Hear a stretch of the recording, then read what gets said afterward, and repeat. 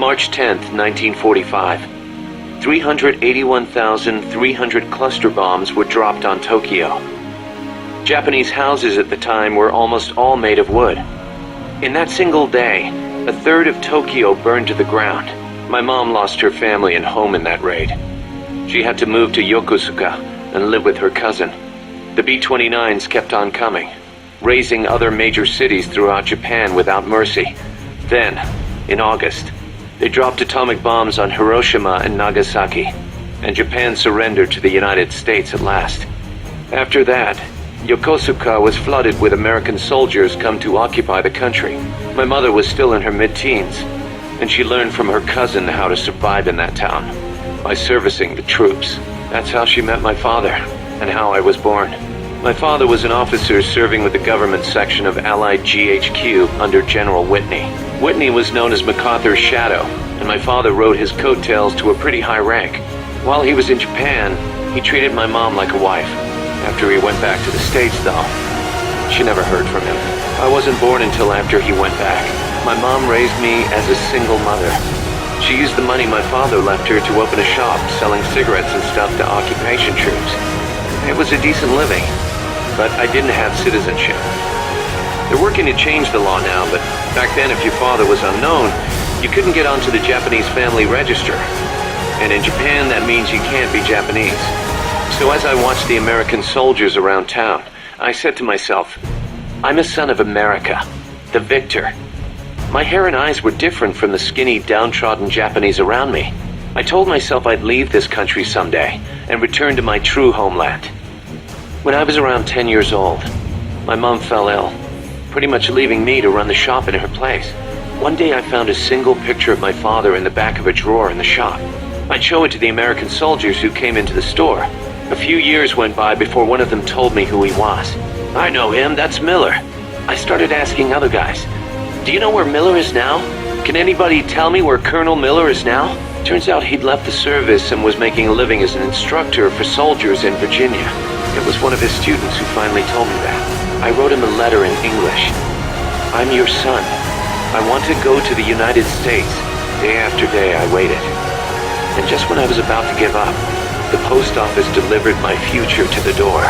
My father sent me some money. I thought my dream was going to come true. I was only thinking of myself. So I went to my bedridden mother and convinced her to let me go. My father arranged for a car to pick me up. It was jet black. When the neighborhood kids who'd always made fun of my hair saw it, their jaws practically hit the ground.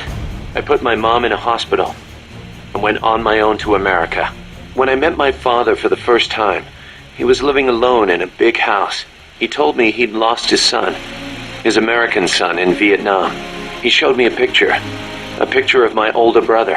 I guess that and his divorce left my father feeling lonely, which is probably why he finally took an interest in me.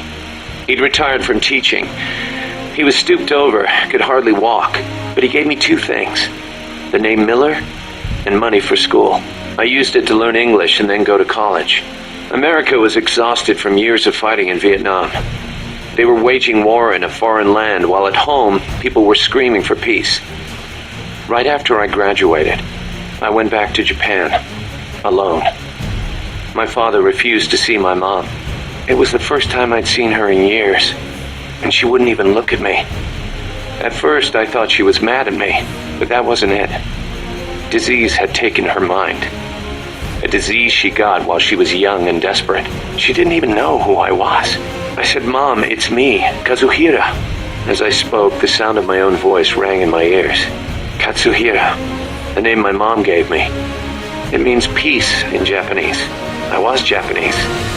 At least, I was the son of this tiny Japanese woman. It was then, for the first time, that I understood the reason, the emotion that inspired my mother to give me that name. She'd watched her hometown and family go up in flames. Her body and her mind were ravaged by war. And yet she chose to have a child named Peace, with a man who was once her enemy. Japan lost the war. But what good is war as a measure of a country? Since the war and up until the oil shock last year, Japan's economy has grown every single year. It's on its way to becoming a stronger country than ever. I stayed in Japan and joined the JSDF. I was 22 at the time. I did it to pay our bills. But it wasn't just that. I could have found work anywhere. And I knew it. And still, I couldn't think of anything else to do with myself.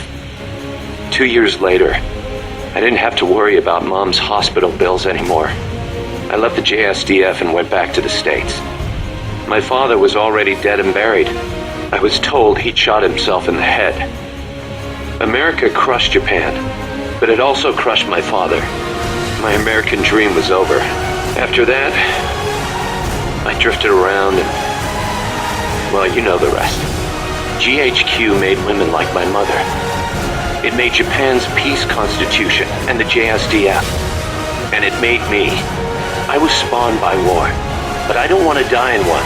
I won't die for a country, and I won't live like a pauper.